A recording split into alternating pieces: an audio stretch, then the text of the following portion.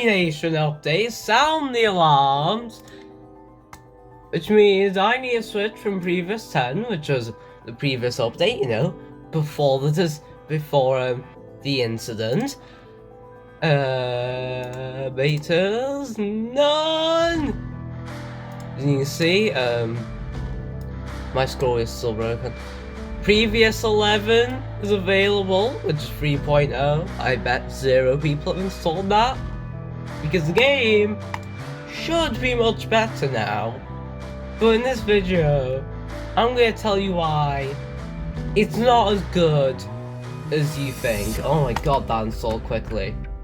Yeah, I'm going to tell you why it's actually not that good, and that it doesn't, and that it only fixes 2 of the problems, while even maybe creating another one.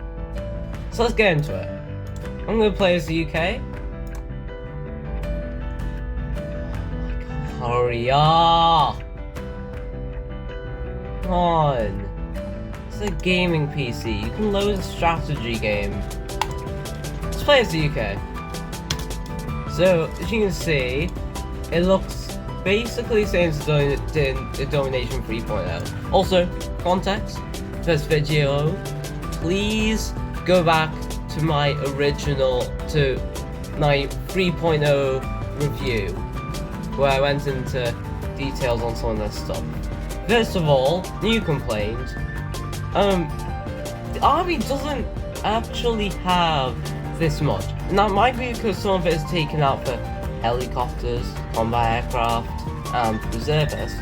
But usually we got like 500k of these, like 300k of these, no, a mil of these, 300k of these, a few more of these, and a lot more of these. Actually, we actually get less of these in the original, but I think that was to make way for these two. You know, it's a slight problem, because it is just annoying. I also felt like while playing, troops took longer to manufacture. Also, new buy troops menu, but we can still passively produce troops. I don't know the most efficient way of doing it, so if you do know the most efficient way of doing it, please tell me in the description. But we can buy these now. We can only buy a very limited amount of commandos. In the previous version, you could buy 300k ones, but they are a little cheaper. They have to press this a bit more, which is fine. This was fine. My biggest problem with this update, though, is that reservists are still in the game, and they are still really powerful. We have almost 1 million reservists, 4.62 firepower. Obviously, it's going to make countries like China really hard to invade. They actually have less reservists than us. But over time, they'll end up building more reservists, and this number will go way higher. Reservists have not been nerfed. What is it? Okay, so a lot of things have been nerfed. I think that was from the previous update though, but that needs to be fixed. But why are reservists still in the game? We hated those! See, India, 1.50 million, 5 million firepower. Which means, say that India's army just got kicked somewhere. You would still have to deal with all these reservists, and India doesn't have them until late game, when you have a lot of reservists. Let's have a look at something like America. Still, a lot of reservists. We actually have quite a large amount of reservists. But we also have this now. Still international standing. I think a good improvement would be having international standing when it increases or decreases. Like having the corner here, so we know when it increases or decreases. But international standing has been significantly nerfed. It basically means nothing now. Kind of. In my limited playtime, and seeing other people's videos, this number is like basically meant nothing compared to before, where you have to check it all the damn time. But that creates a new issue. Why is this in the game then? If you always never have to monitor it, why is it in the game? Now what I'm saying here might be misinformed, and if I am, please tell me in the comments. But I just don't see a point of this being in the game. Also, ammunition shortage. That wasn't in 2 point whatever. This wasn't here before 3.0. Might have been. Like, why does it exist? We can't. It's not like we can go in here and purchase more ammunition. And stopping ammunition shortages. Not this one. Stopping ammunition shortages is quite far down the research tree. 60,000 research, which is a lot of research. So that kind of sucks, you know. Also, while we're on the research tab, it still hasn't been filled. Getting my standard 2, getting 2 levels of combat training costs 16,000 research, which is way too much. It's too much, because in the old version, it costed 10,000 to get 2 levels of combat training. Why?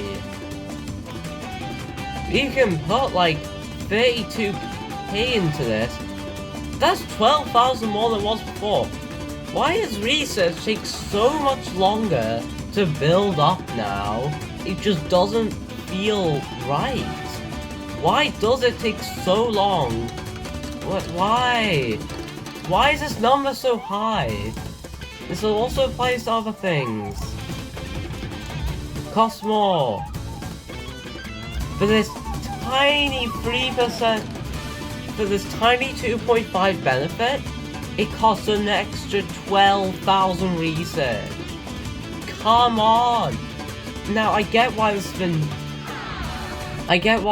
we can only put a limited amount of research into each of these. It's to push us further down these much larger research trees. I get that. And honestly, it's a good change. But don't make everything so expensive. Maybe it would take less time to get down the research tree if things weren't this much more expensive. Like 2k isn't that much, but over time, that really builds up. I'm not even joking. I always got 2 levels of combat training, 2 levels of reactive armor. That would leave me with 10,000 research to put into economic research. Now, all of my research will go into these 2 for the same benefit. Why do things cost so much more now? Like, come on. Also, few things haven't been fixed. You're still not told when you lose alliances. You're also not told when your international standing goes down. The color of countries you're not allied with, and countries that you are allied with, but you're almost not allied with them, like a 76 diplomacy, and like a 74, and like, essentially what I'm trying to say is, you can't really tell the difference between a country that's almost allied to you, compared to a country that actually is. It's really hard to tell that. We need these stronger colors. What else? This number, I have this massive problem with. I'm not earning this much a tick. In the previous version, you could see exactly how much you were earning per tick. Now it's like 439.21k. Where was this number grabbed from? Where did you pull these numbers out your ass? I mean, come on! Also, why are these minuses? You'd think that these would be positives. Also, completely inaccurate. Liberators at 14%. military service is at 16, democratic solidarity is at 15. Also, I'm pretty sure democracy has a better effect on your diplomatic standing, and the main reason for that is I'm thinking that if you attack an autocracy, people will see you a little more highly, which I think is a good change, but again, means that this number isn't very useful. Also, I feel like troops take longer to produce. Like, this many commandos took so damn long to produce. Like, how much were they in the previous version? I feel like it was this amount of time for a full unit. Full 300,000 unit. I just feel like this stuff is taking too long to produce. So, of course, you do have passive troops, but I don't know the most efficient way to do it, really.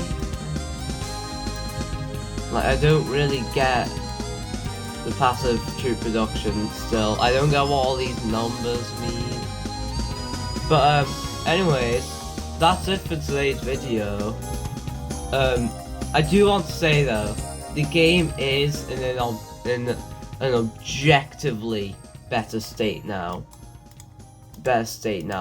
Just this alone means so many improvements, and also the nerfed diplomatic standing. I hope in version 3.2 reservists are removed, international standing is adjusted or removed. I mean, the thing is, Dummynation was a perfect game before.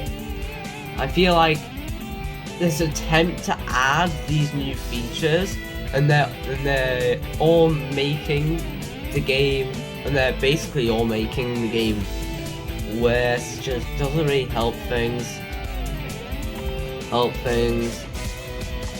And I do like this update. I just think that the amount of things that haven't been fixed need to be addressed in the next version. So I'll see you guys in the next video. Goodbye.